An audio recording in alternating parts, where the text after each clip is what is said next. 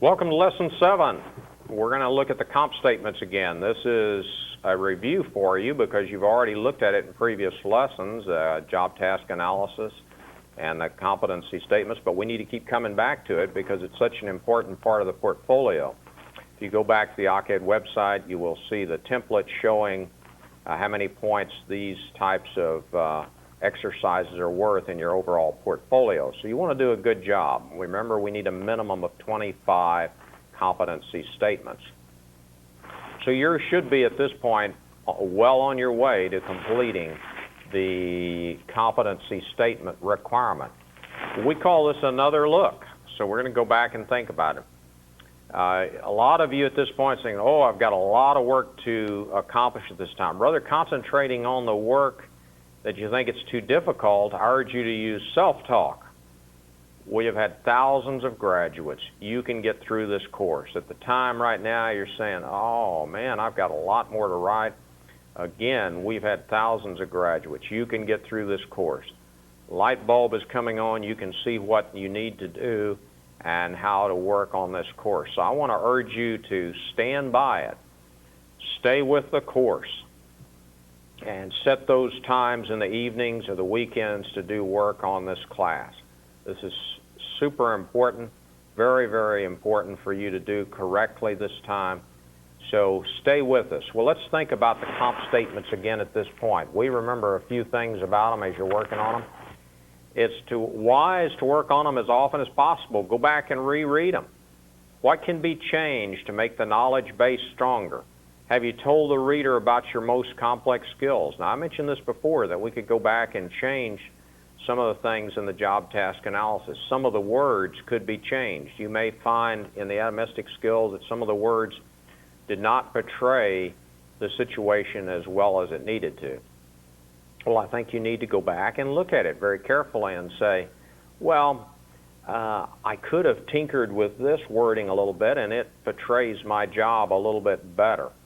And you remember, you are looking at these as a broad sampling of your skills, but the best you got, you're putting your best foot forward here in these comp statements. This is the way you want to do that. You want to show your most complex skills. Well, as we're looking in this particular lesson, we want to look at a sample here today. These are some samples from parts of this. We want you to ask yourself what's wrong with the form. Start thinking about it as we talk about it. Well, let's read this. I can design curriculum to teach the Human Relations course in Career and Technology Education at Texas State University. So what we're saying here is you are making a broad statement that you can design curriculum. So your atomistic skill is design. So some of you may design a mural. Some of you may design an automobile. Some of you may design a public relations program. Some of you may design a new tool that you use in your business or whatever. But your word is design there. So the key was, did this portray what this person can do? This individual says, I can design a human relations course, and it can be used at Texas State University. So it's implying that there are some regulations that are being discussed here. Well, so we now know what the person says that he or she can do. I can design it. Now, there's something wrong with the form there that we have missing. Well, we'll see about that in just a minute. Well, let's go back. How well does this person do this? And that's the second part of your comp statement. Well enough to have created a course in human relations that is used by hundreds of students and that is taught by several faculty members. Well, let's see. So this person claims that they created a human relation course before and it's being used by hundreds of students and several faculty members have taught it. Well, you could probably ask yourself some questions right now. You're trying to think, is this really meaning that it's good? People use it. Do they have to use it? Are there no other choices? Or could you say that it's been chosen to be used by faculty members? Or, again, no one else had a better idea, so they used yours. That's kind of the same thing when you say, that you've been employed for a particular company for a long time. Maybe they just chose not to fire you. Is that really an element of competency? Well, we have to question ourselves on the well enough to have created a course. One thing you can say is in that well enough, at least your course has some credibility because it is being used in a university. Now, it's implied in that it's used at Texas State University. You might go back and actually add it to it, but we'll critique these a little better in a few minutes. Well, let's look at the next one. If I have, you got to have, what's your physical conditions that you need to be able to design a course?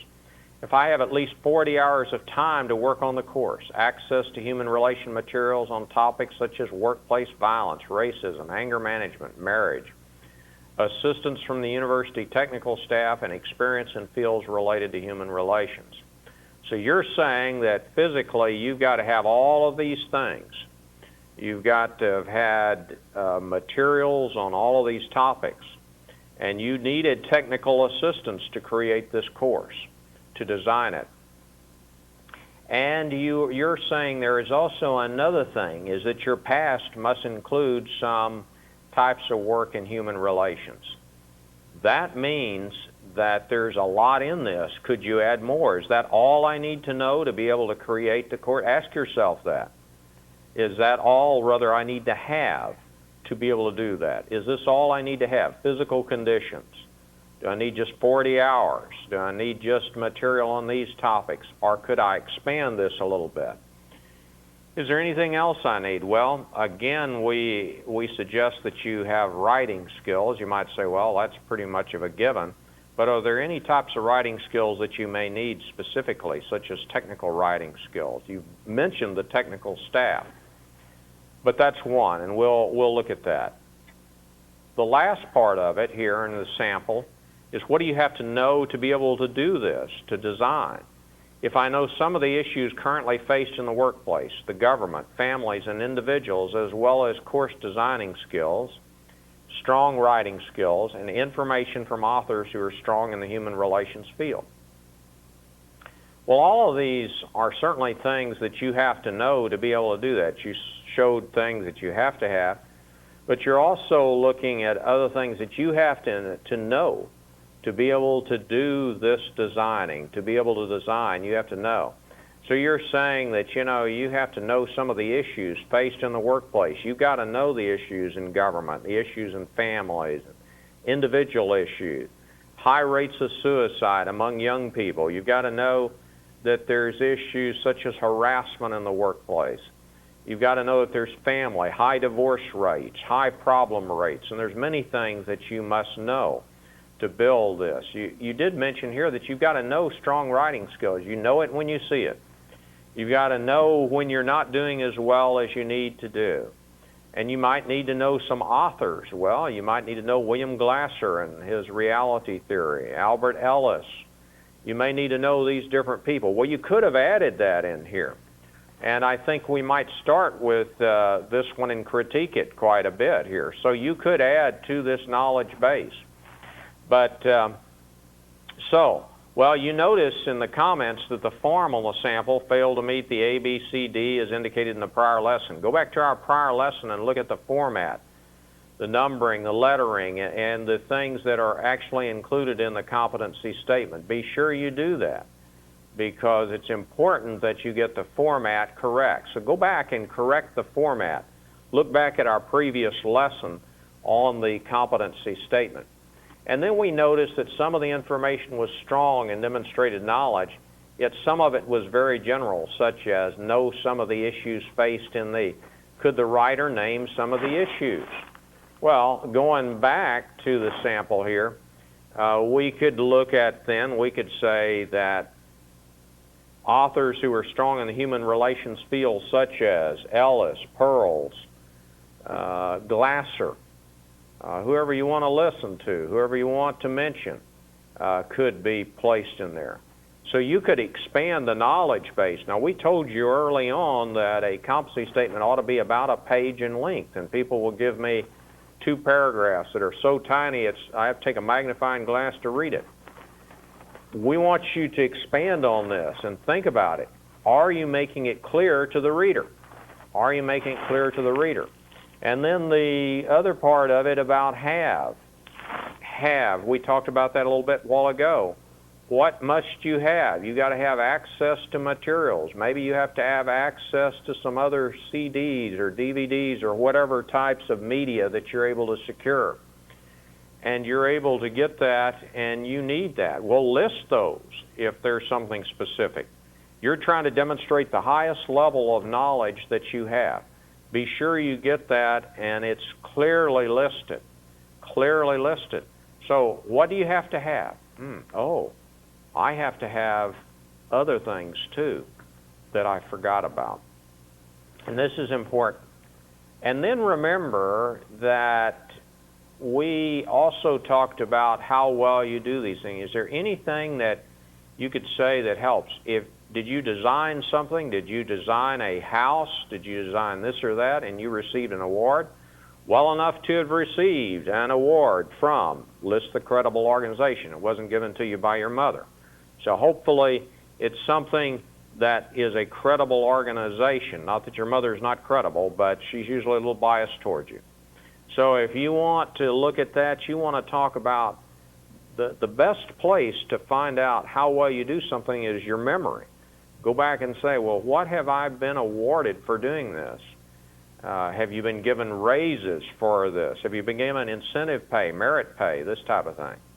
And then go back to the original skill. What can you design? If I can design human relations course, could I also design other things? And I could have put this in there. Courses in career and tech, such as human relations. You can work on this and make it more specific if you want to. And I think that's what's important, is to try to do this the best way you can. So if you look too, is that this is a continuous progress, isn't it?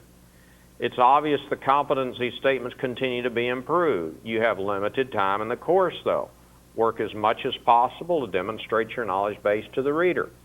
So we have a very limited amount of time, so what you're going to do then is you're going to write your 25 competency statements. You're going to keep going back and improving them until, about a week before your deadline to turn this in, and you say, that's about all I can do. This is the best I can portray myself. And you look at that whole portfolio, you look at the templates. Did you follow everything that was given on the web? Did you follow any additional instructions that your instructor provided you in this course? When you asked questions through email, electronic means, or whatever, did you receive information that you needed to use to change your portfolio? And so you're going to work up until that time, but I would say, about a week before the end of the course for you to turn it in, you're going to have to finally say, that's about the best I can do given the timeline, and you make the decision. But it's a continuous progress type situation. And so this is essentially what you must do as you're looking in this lesson. What I'm talking about in this lesson here is a review of what you've been doing, kind of getting you caught up, thinking about it, going back, and ask your spouse or friend to go back and read your competency statements. It might be possible for you to have your boss to look at it and say, these are some of the skills I believe I possess, and this is the level I can work with them. Now, if you have very few skills you've identified, I wouldn't show your boss.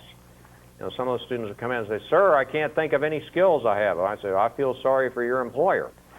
But what you need to do is be sure that you have thought about it, because I want to tell you, you have more skills than you have located. You have a lot of skills. Remember then, in conclusion for today's lesson, that you want to go back to the hints we talked about. It's important you read each one very carefully. Ask yourself the statement, does this represent the best view of yourself? If it doesn't, change it. In other words, when you have time in this course, you set your schedule. Go back and make the changes that you need to make. And I urge you to do so. Give your best portfolio that you can. Be sure that it's a clean portfolio. And let's go back. Keep a electronic copy. Keep a paper copy. and keep them separate. Keep everything separate. Keep archives of what you have done in this course. Something will happen at very last minute, and so we're trying to avoid that by warning you up front, because you could lose too many points on a late portfolio. So I appreciate you listening and watching this lesson, and we will begin taking up some other important topics as we plow through this course. Go back and study these different lessons that we've had and listen very carefully to the narrative. Thank you again for your attention in this course.